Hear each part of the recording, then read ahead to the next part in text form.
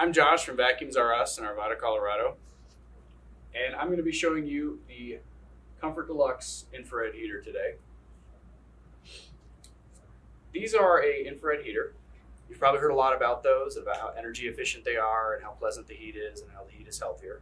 I'm going to tell you a little bit about why that's the case and then show you some of the features about this particular heater that set it apart a little bit.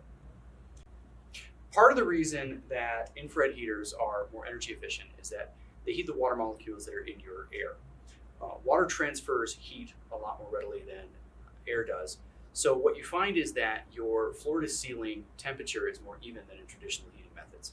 Heat naturally rises, so your traditional furnace in your home creates a heat that tends to go up very quickly to the ceiling.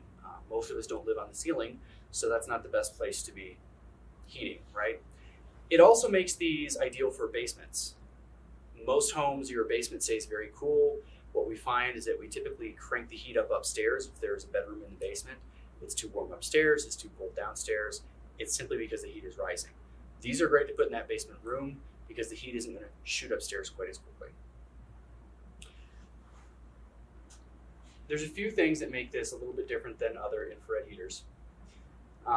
Infrared heaters have a copper core that helps to push out the heat.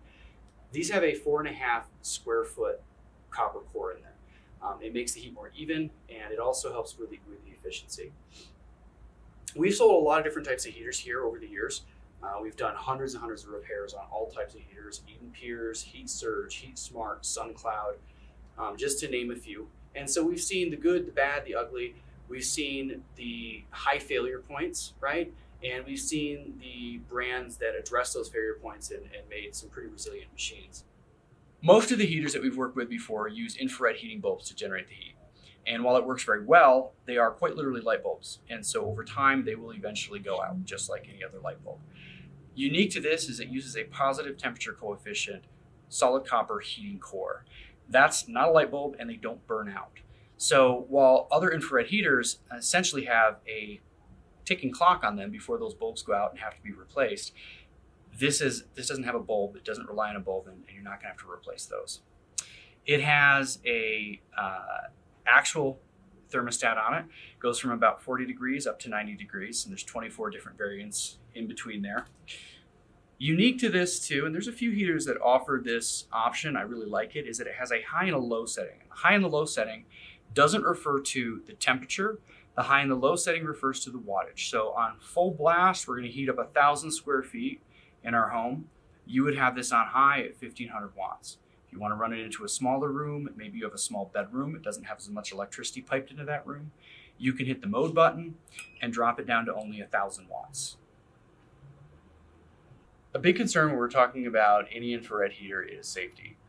This has a number of different safety features which prevent it from being able to start a fire. It runs cool to the touch on full blast, run it for hours. You can touch it, it'll be barely warm. The front grill, you can touch, so if you have pets that are curious, they put their nose up to it, they're not going to burn themselves. It has a tip sensor, so rowdy kids, knock it over. It will cool down momentarily and then shut itself off, preventing any possibility of a fire. In addition to that, it has not one, it has 2 overheat sensors.